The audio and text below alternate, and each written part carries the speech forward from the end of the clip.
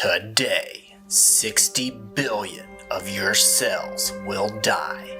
But that is a good thing because your body is building and rebuilding cells. This is why every single day I try and get in 1 gram of protein per pound of body weight to help rebuild these cells and then some. The great thing about eating this much protein is you're going to struggle to find room for junk food. And this makes for a really tasty diet. Plus, prepared the right way, it totally scratches that sweet tooth itch of mine. You know, the itch that's holding us back from those six-pack abs. Not to mention, protein powder can be used in a lot of different ways. When I was looking for my protein powder, quality was the most important factor. One that comes from healthy cows. That way you get a solid amino acid profile with as little of the unnecessary junk as possible. In other words, you're going to eat better and you're not even going to have to try. For me, protein powder is an awesome hack to help me hit my protein goal. It's quick, it's easy, I can take it anywhere, and it's kind of a treat. The protein powder that I settled on was Promix, because after all, they're pretty darn serious about their quality. I haven't seen a higher quality protein out there. If you know of one, drop it in the comments. I haven't seen it. In my mind, there are 3 main considerations when picking a protein powder. 1, quality.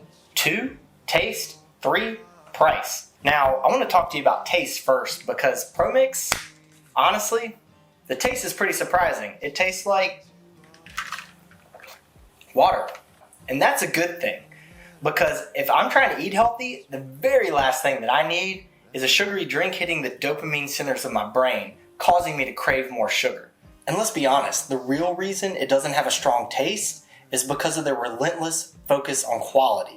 Like the Madagascar vanilla, it's made with real vanilla extract made from vanilla beans. Scientists learned that the molecule vanillin is responsible for the great vanilla flavor we all love, which real vanilla extract is much more expensive than the artificial vanillin. If you want to make it more flavorful, you're going to want to use something like vanillin, something artificial that's going to be cheaper. Any idea how you make vanillin, that molecule that we love? Well, you basically just mash up 8 carbon atoms, 8 hydrogen atoms, and 3 oxygen atoms. Tasty. No, but for real, it is tasty. Like, we like this, and it's growing in a vanilla bean. We just have to synthetically produce it to make it cheap. In the old days, we would use coal tar to make vanillin. Then we found out using coal tar to make vanillin might be a little bit carcinogenic. Well, now we know a lot more, and we can use less archaic methods to produce our vanillin, or vanilla. Like, use the craft process. And no, that's not like the macaroni and cheese. After all, it's much cheaper and faster to get some of the black liquor coming off of a paper mill than to wait for the stupid vanilla bean to grow. Instead, we can take a tree, chip it up, toss in a little sodium hydroxide, sodium sulfide, add a little heat, and bam! Get the high dollar pulp that makes paper, plus some icky goo we call black liquor, plus maybe a little hydrogen sulfide as a bonus. Well, not too long ago, we would take the waste product black liquor and just dump it into the river. But we learned that probably wasn't the best idea. So a bunch of big brain scientists decided that instead of donating it to the ungrateful, insolvent marine life, they'd find some unsuspecting humans and figure out how to sell it to them.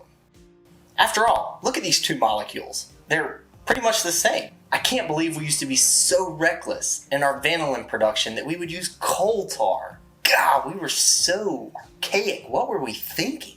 All jokes aside, I mentioned the no artificial anything part with Promix because it's huge for me.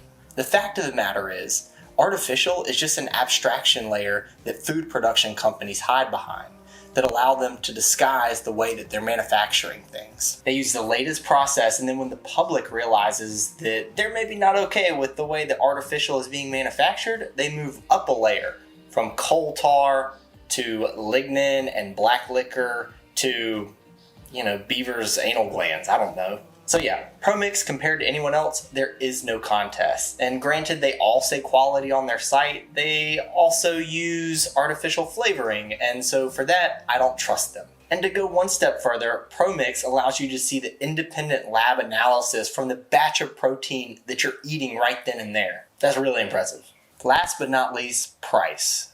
At the time of this video, it's on par with brands like On, but honestly, I'd expect that to change. I think they should be charging a little bit more for the quality that they deliver. But right now for Promix, you're looking at a little less than 4 pennies per gram of protein. On is a little more than 4 pennies per gram, and the cheapest on Amazon is just a little bit more than 3 pennies per gram. I don't know about you, but I will gladly pay an extra couple of pennies for the quality. If we were comparing one of the other big name brands to an Amazon brand, I'd probably say go with the Amazon brand because they're probably the exact same quality-wise, a good bit cheaper, and honestly, they're probably made in the same facility.